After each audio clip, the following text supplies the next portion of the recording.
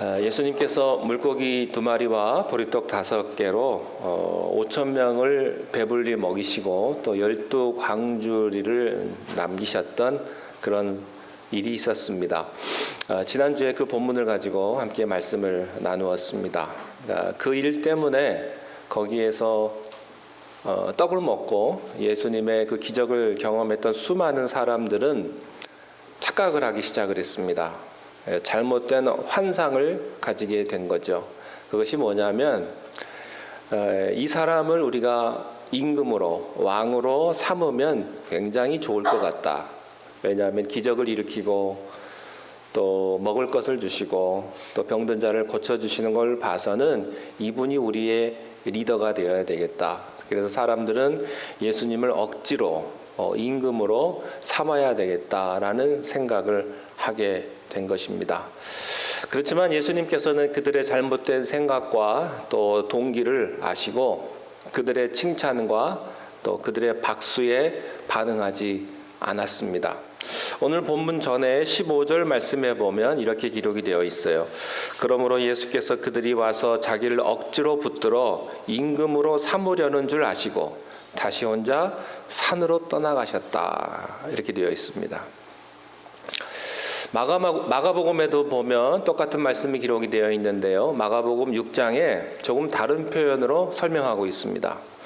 예수께서 군중들의 잘못된 생각을 아시고 즉시 제자들을 재촉하사 갈릴리 호수로 내려가게 해서 배를 타고 건너편으로 가라.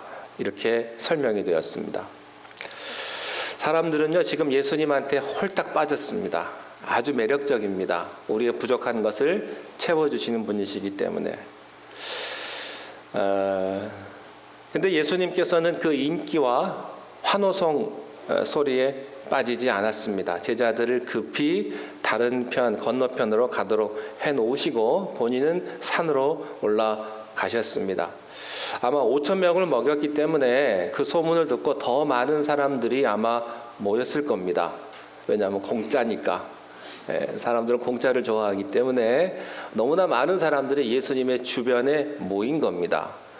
우리가 세상에서 한 5,000명쯤 모이는 그 이상이 모이는 그 군중들 그 모임에 가면요 반드시 시큐리티 가드가 있습니다. 왜냐하면 사람들이 많이 모이면 사고가 일어나기 때문에. 콘서트나 어디 사람들 모인 그런 공연 같은 데를 가면요 이게 정리가 잘 안 됩니다. 계획된 것도 사고가 납니다. 그래서 예수님께서 그때에 많은 사람들에게 먹을 것을 주셨기 때문에 많은 사람들이 예수님을 향해서 몰려들었을 거예요. 예수님을 한 번이라도 좀 만지려고, 예수님을 한 번이라도 직접 눈으로 보기 위해서 많은 사람들이 질서를 무시하고 예수님에게로 왔기 때문에 예수님께서는 그 자리를 피하신 것이죠. 우리가 성경을 보면 예수님께서 큰 기적을 베풀 때 또 인기가 집중이 될 때 사람들이 박수를 쳐줄 때 언제나 산에 올라가셔서 조용히 기도하시는 모습을 발견하게 됩니다. 예수님은 기적을 베푸십니다. 그러나 그 기적의 인기 안에 머물지 않습니다. 예수님은 자기가 위기 상황에 있을 때, 여러분 위기라고 하는 것은요 자기가 공격받을 때도 위기지만 자기가 박수 받을 때도 위기입니다. 자기가 높이 올라갈 때도 위기라고 하는 사실이죠. 돈이 없어도 위기지만 돈을 한꺼번에 갑자기 많이 버는 것도 갑자기 많이 생기는 것도 위기입니다. 여러분이 생각하지 못했던 높은 자리, 큰 돈을 가질 때는요 그때가 위기예요. 자기 관리를 못합니다. 그리고 정신을 못 차리는 거예요. 여러분 사람들에게 박수 받잖아요. 그럼 정신을 잃어버립니다. 자기가 잘난 줄 알고 자기가 잘해서 그런 줄 알고 자기가 모든 것을 다 어레인지했기 때문에 내가 똑똑해서 그런 줄 알고 자만에 빠지게 되는 것이죠. 예수님께서는 보면 그 무리들을 모시고 홀로 산에 가십니다. 거기서 하나님 만나셨고 또 묵상의 시간을 가졌고 자기를 성찰하는 그런 시간을 가짐으로써 예수님은 위기에 빠지지 않았습니다.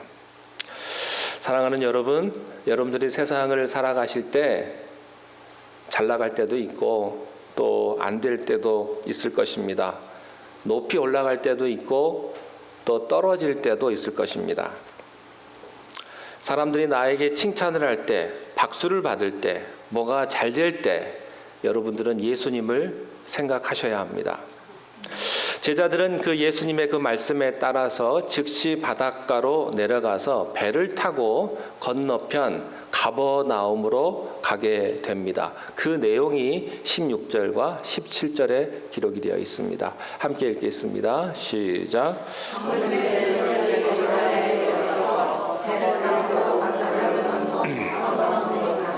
이미 어두웠고 예수는 아직 그들에게 오시지 아니하셨더니 이 16절과 17절에 보면 제자들의 상황을 세 가지로 설명하고 있는 것을 볼 수가 있습니다. 첫 번째는 저물 때라고 그랬습니다. 저물 때, 이브닝입니다. 해가 질 때. 여러분 저녁에 떠났는데 여러분 해가 지는 저녁을 한번 상상을 해 보시겠습니까? 금요일 저녁에 교회를 안 나오시는 분들은 전혀 감을 못 잡으시겠지만 금요일 저녁에 교회를 나오시는 분들은 노을이 이렇게 지고 교회가 빨갛게 물들면 교회가 굉장히 예쁩니다. 해가 질 무렵이기 때문에 아주 그냥 그 그림에 나오는 그런 달력에 나오는 그런 그림 같기도 하고 저녁에 굉장히 운치가 있어요. 교회가 금요일 저녁에도 한번 나오시기를 바랍니다. 특별히 시골의 저녁은요 해가 지면 빛이 없습니다. 뭐 가로등이 있겠습니까? 뭐가 있겠습니까? 특별히 여기는 갈릴리 호수입니다. 바닷가이기 때문에 달빛이 없으면요 그저 어두움 그리고 새소리, 갈매기 소리, 파도 소리밖에 들리지가 않을 것입니다. 해가 쭉 지고 어두움이 깔리면 아무것도 보이지 않는 그런 상황이 전개가 되고 있는 것이죠. 여러분 해가 저물어 저녁이 됐다 이 표현은요 불안해졌다 이런 의미를 내포하고 있는 거예요. 사물이 잘 보이지 않는다는 이야기입니다. 근데 17절에 가보면요 이렇게 되어 있어요. 이미 어두웠고 라는 표현이 있습니다. 두 번째는 이 사람들이 배를 타고 한참 갈릴리 호수 중간쯤으로 이렇게 갔을 때는 이미 어두웠다 dark입니다. 단어가 달라요. 이미 어두움이 짙게 내려온 겁니다. 저녁이 됐을 때 배가 출발을 했고 배가 호수에서 한참을 떠나서 저만큼 갔을 때는 이미 칠흑같이 어두운 아마 구름이 잔뜩 껴서 보름달도 아니고 달빛도 거의 없는 그런 칠흑같이 어두운 상황이었던 것 같습니다. 그래서 이미 어두웠고 라는 것이죠. 여러분 어두우면 사람들은 불을 요구합니다. 어두우면 자야죠. 어두워지면 앞이 안 보이기 때문에 앞을 가늠을 할 수가 없게 되는 것입니다. 세 번째 상황은 무엇이냐면 17절에 보면 예수님께서 그곳에 계시지 않았다라고 하는 상황입니다. 뭐 어두운 것도 괜찮고 저녁이 되는 것도 괜찮고 배고픈 것도 괜찮습니다. 예수님만 계시면 예수님이 뭐 먹을 것도 주시고 병도 고쳐주시고 아무리 캄캄해도 예수님만 함께 하시면 아무 상관이 없는데 문제는 예수님이 거기 함께 계시지 않았다고 하는 사실이죠. 이 세 가지 상황은요 제자들에게 약간 불안한 약간 겁먹은 이런 상황에 대해서 설명을 해주고 있습니다. 그런데 18절에 가보면 설상가상입니다. 그 불안한 생각을 정확하게 맞춘 또 하나의 사건이 생겼는데 그것은 갑자기 생각하지도 못했던 큰 바람이 불어온 것입니다. 바람이 불면 파도가 치죠. 파도가 치면 물결이 일어나고요. 그리고 배가 흔들릴 수밖에 없는 것입니다. 여러분 우리가 세상을 살아나가면서 세상에서 바람이 불고 파도가 치면 우리 인생은요 흔들릴 수밖에 없는 거예요. 여러분들이 아무리 똑똑하고 잘나고 건강해도 여러분은 흔들릴 수밖에 없다고 하는 사실이죠. 캄캄하죠? 바람 불죠? 파도 치죠? 노를 아무리 젓는데 앞으로 가지지가 않는 겁니다. 마치 우리 인생하고 같은 거예요. 내 인생에서 내가 열심히 최선을 다해서 잘 살아보려고 노력하고 했는데 너는 아무리 졌는데 앞으로 나가지지가 않는 거예요. 이런 상황이에요. 18절 보겠습니다. 18절 시작.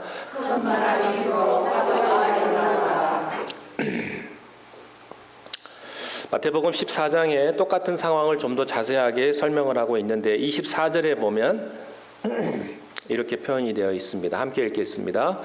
배가 이미 육지에서 술이나 떠나서 물결로 말미암아 고난을 당하더라. 바람이 거슬렸어요. 맞바람이죠. 그래서 물결로 말미암아 고난을 당했다 이렇게 되어 있고요. 또 마가복음에도 보면 똑같은 표현이 이렇게 조금 다르게 기록이 되어 있습니다. 6장 48절인데요. 함께 읽겠습니다. 바람이 거스름으로 제자들이 바다 위로 걸어서 그들에게 오사 지나가려고 하시매. 여러분, 제자들이 힘겹게 노를 저었다. 이게 무슨 말이냐면요. 아무리 노를 졌는데 앞으로 나아가지지가 않는 거예요. 맞바람이 불고 파도가 치기 때문에. 제 아내가 수영을 굉장히 못합니다. 자기 얘기하는 거 굉장히 싫어하는데 짐에 가가지고 제가 수영을 좀 가르쳐 주려고 아무리 가르쳐줘도 팔하고 다리는 아무리 흔드는데 제 앞에 있어요. 몸에 힘을 잔뜩 주고 팔만 왔다 갔다 하니까 몸은 가지 않고 팔만 움직이는 거죠. 수영을 못하면 제자리입니다. 또 아무리 수영을 잘해도요, 강이나 이렇게 물살이 센 데에서는요, 강을 거슬러 올라가기가 어려워요. 쓸려 나가지 않으면 다행이죠. 지금 그런 상황에 지금 제자들이 처해 있다라고 하는 말입니다. 그러니까 아무리 노를 저어도 앞으로 나가지는 않고 맞바람에 부딪히는 그런 상황을 여기에서 설명하고 있습니다. 여러분, 우리들의 인생에서 이런 일이 있어요. 인생에 저녁을 경험할 때가 있습니다. 황혼. 아침도 지나가고 정오도 지나가고 이제 저녁 때가 다 지나가서 인생의 황혼을 맞이하는 그런 때가 있습니다. 우리는 인생의 어두움을 경험할 때가 있습니다. 우리는 인생에서 지금까지 신앙생활 잘하다가 신앙생활 지금까지 꾸준히 잘 해왔는데 갑자기 내 삶에서 예수님이 없는, 예수님이 빠지는 것 같은 그럴 때를 경험할 때가 있죠. 생각하지도 못했던 역풍을 만납니다. 일은 잘 됐는데 내가 계획했던 모든 것들을 내가 열심히 추진해가지고 잘 됐고 지금까지 계속해서 쑥쑥 잘 갔는데 어느 날 앞으로 안 가지는 거예요. 이게 진땀은 나고 내가 고생은 했는데 죽을 고생을 했는데 진보가 없는 거예요. 이런 똑같은 얘기예요. 자, 보면 19절 말씀입니다. 19절 시작. 제자들이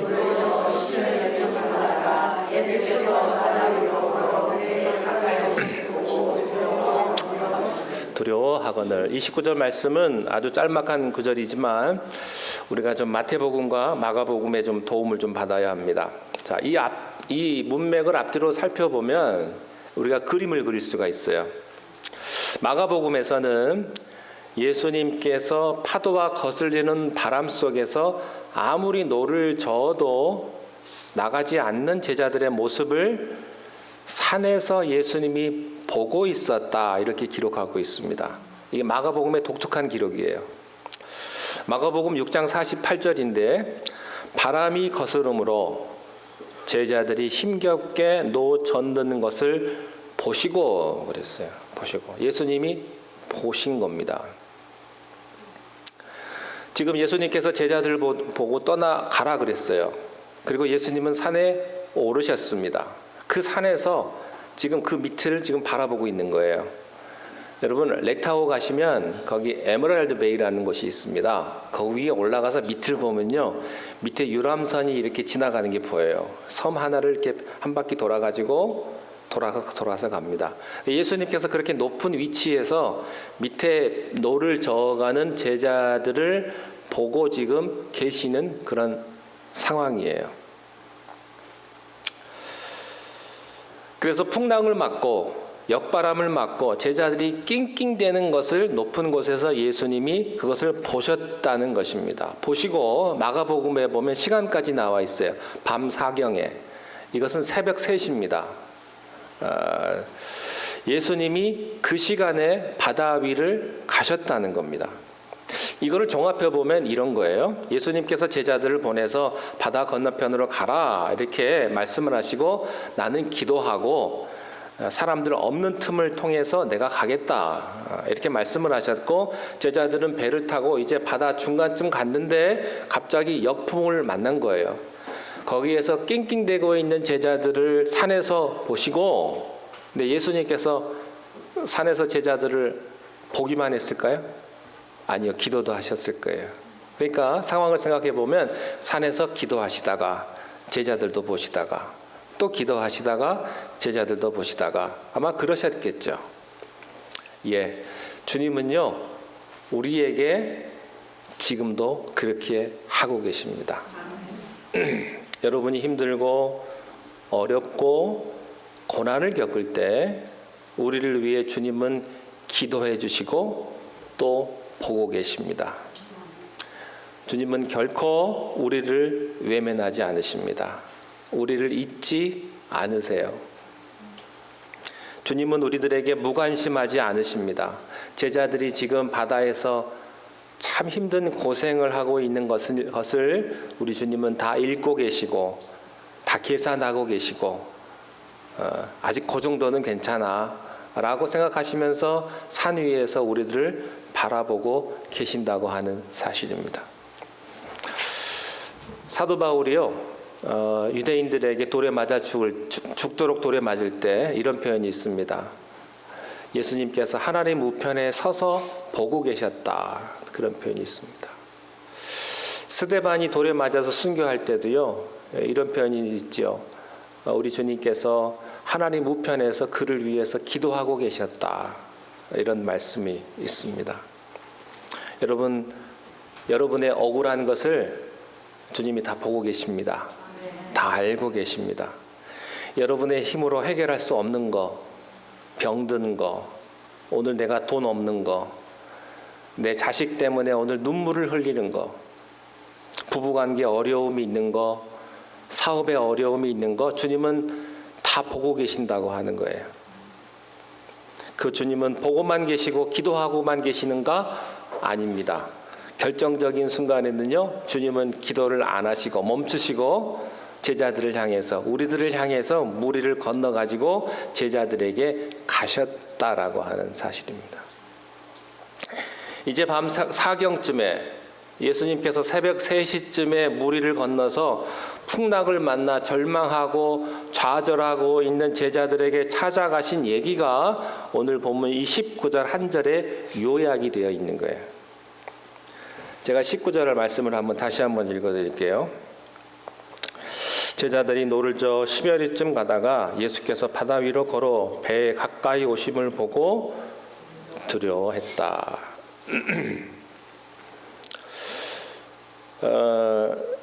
예수님께서 기도하고 계시다가 안 되겠다 싶어가지고 새벽 3시쯤에 제자들을 향해서 뛰어내려가신 거예요. 여러분 얼마나 좋은 얘기입니까? 얼마나 기쁜 얘기입니까? 그런데 19절 마지막 절에 보면 제자들의 반응이 뭐였어요? 두려워했다 하는 것입니다. 예수님이 짠하고 나타나시면 아멘 할렐루야 하고 좋아해야 될 텐데 그들이 두려워했다고 하는 말이 있습니다. 이것 또한 마태복음과 마가복음의 말씀을 종합을 해보면 예수님께서 물 위로 걸어오시는 것을 보고 제자들이 와 주님이시다, 주님이 우리를 도우러 오셨다 이렇게 처음에 생각하지 못했다라고 하는 얘기예요. 마태복음과 마가복음에 보면요 제자들이 처음에 예수님이 나타나니까 뭐라고 했냐면요 야 유령이다 그랬습니다. 여러분 이게 얼마나 우리하고 똑같습니까? 그러니까 사람이 아니다 그런 말이죠. 예수님이다 이렇게 안 하고 유령이다 라고 생각을 했기 때문에 그들이 두려운 거예요. 사람이냐 이거예요. 아니 지금 밤 3시인데 새벽 3시인데 또 사람이 물 위로 걸어올 수가 없는데 누가 물 위로 걸어왔기 때문에 그들은 예수님이라고 하는 생각을 전혀 하지 못했고 전통적인 그들의 민속적인 생각처럼 이게 유령이 아니냐라고 그들이 놀랬다고 하는 사실입니다. 자, 그런데 조금만 생각을 좀 더 해보면요 굉장히 재밌습니다. 어젯밤에 무슨 일이 있었습니까? 어제 저녁에 몇 시간 안 됐어요. 보리떡 5개와 물고기 2마리로 5,000명을 먹이신 그런 기적을 그들이 체험했습니다. 여러분 그 놀라운 기적을 체험했으면 하나님께서 상상을 초월하시는구나. 이분은 하나님이시구나. 이분은 기적을 베푸시는구나. 라고 생각해야 되지 않겠습니까? 근데 그 기적을, 그 축복을 다 까먹어 버린 거예요. 자, 12광주리가 남았어요. 예수님이 다 거두라고 그래가지고 12광주리 남았는데 그 12광주리를 가지고 쓰레기통에 버렸겠습니까? 안 버렸죠. 어떻게 했겠어요? 그 12광주리를 가지고 배에 탔겠죠. 12광주리가 옆에 그 증거물이 있는데도 그들은 예수님의 기적을 깡그리 다 잊어버린 거예요. 사람은요 급하면 다 잊어버립니다. 은혜도 잊어버리고 기적도 잊어버리고 축복도 잊어버리고 오직 현실적인 절망만 가지고 있어요. 아무것도 보이질 않아요. 그저 나 죽겠다 이거예요. 그리고 희망을 닫아버리는 것이죠. 가능성을 닫아버리는 거예요. 사랑하는 여러분, 예수님은 살아계십니다. 그분은 여러분들에게 어저께도 기적을 베푸셨어요. 여러분의 기도에 응답을 하셨죠. 오늘 내가 억울한 일을 당하고 어려움을 겪고 해석되지 않는 일을 당한다고 할지라도 그래서 주님이 없어지는 게 아니라고요. 그분은 유령이 아니세요. 그분은 새벽 3시에도 오시고요.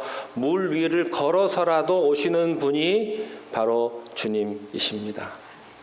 이런 비슷한 얘기가 출애굽기에 나옵니다. 출애굽기 16장에 가보면 이스라엘 백성들 60만 명이 홍해를 건넙니다. 홍해를 건넜을 때 미리안의 노래도 나옵니다만 그들이 홍해를 건널 때 굉장히 기뻐하고 춤을 추고 감격의 눈물을 흘렸을 거예요. 여러분 바다를 건넜으니 바다를 육지같이 건넜으니 그들의 감격과 눈물이 얼마나 크겠습니까? 근데 여러분 감격과 눈물에 속지 않게 되시기를 바랍니다. 사람들은요 자기 믿음에 자기가 도취될 수가 있어요. 내가 오늘 은혜 받고 눈물을 흘렸으니까 내 믿음이 굉장한 것처럼 착각할 수가 있다고요. 그 사람들이요 광야 땅을 밟은 지 얼마 되지 않아서 먹을 것이 없으니까 그 사람들은 돌변을 합니다. 사람은 언제든지 돌변합니다. 그렇게 나를 좋아하고 그렇게 나를 위해 주었던 사람이요 갑자기 돌변하는 거예요. 그게 인간이에요. 조금만 나랑 안 맞으면 조금만 내 생각과 다르면요 사람은 돌변을 합니다. 전혀 다른 사람이 되는 거예요. 그리고 그들은요 모세와 아론에게 심각하게 불평을 하고 하나님에게 원망을 합니다. 하나님이 죽일 데가 없어서 우리를 여기까지 끌고 와서 여기서 우리를 죽이려고 하느냐고 하나님에게 원망을 했죠. 여러분 엊그저께 홍해가 갈라지는 그 기적이 있었는데도 그런 것들은 기억을 안 하는 거예요. 현실이 조금만 고통스러우면요 과거에 좋았던 때를 다 잊어버립니다. 이것은 부부도 마찬가지고 교회도 마찬가지고 친구도 마찬가지예요. 여러분 지금 그 사람하고 내가 굉장히 힘들고 어려우면요 과거에 그 사람하고의 좋았던 기억들은 하나도 기억이 안 나요. 그래서 이혼해요. 여러분 생각해 보세요. 부부가 왜 나쁜 것만 있겠어요? 좋은 것도 있고 행복했었던 때도 있고 정말로 사랑했었던 때도 있거든요. 그런데 조금 싸우고 감정이 수틀리고 힘들면 과거의 모든 좋았던 기억들을 다 잊어버린다고요. 그런 일은 없었다라고 자기가 생각을 하는 거예요. 이건 부부의 문제뿐만 아니라 우리 친구의 문제도 마찬가지예요. 모든 인간관계가 마찬가지입니다. 여러분, 우리가 사람과 사람 사이에 좋은 일도 있고 나쁜 일도 있는데 우리들은 항상 안 좋은 것만 생각을 하는 거예요. 그거밖에 기억이 안 나요. 혹시 저와 서운하신 분들은 저와 좋은 때를 기억하시기 바랍니다. 네, 여러분 주변에 있는 분들에게도 그렇게 생각을 하세요. 내가 좋은 때도 있었고 정말로 나를 도와줬을 때도 있었고 나를 축복해 줄 수도 있었고 그런 때가 있었다라는 것이죠. 사랑하는 성도 여러분, 여러분이 위기에 부딪혔을 때 과거에 여러분에게 행하신 하나님을 기억하십시오. 여러분의 기도에 응답해 주셨고 그리고 여러분을 오늘날까지 있게 해주셨던 그 하나님의 신실하심과 그 하나님의 사랑을 왜 잊으셨습니까? 그분은 어제나 오늘이나 영원토록 동일하신 분이십니다. 오병이어로 5,000명을 먹이신 하나님께서 왜 여러분을 외면하시겠습니까? 자기 아들을 내어주신 예수님께서 왜 여러분들을 버리시겠습니까? 왜 여러분을 포기하겠습니까? 하나님이. 지금 내가 어려움을 겪고 있다고 해서 하나님이 나를 잊어버리신 것이냐? 아니라 말이죠. 하나님은요, 다 생각이 있어서 지금 기다리고 계신 거예요. 하나님이 능력이 없어서 기적을 베푸시지 않는 것이 아니라 하나님은 하나님의 시간을 기다리고 계신다고 하는 거예요. 하나님이 중요하다고 생각하시면 새벽 3시에라도 오셔서 우리를 구원해 주시고 우리를 붙들어 주시는 분이 우리 하나님인 줄로 믿습니다. 그 하나님의 은혜와 축복이 여러분에게 함께 하시기를 축원합니다. 기도하겠습니다.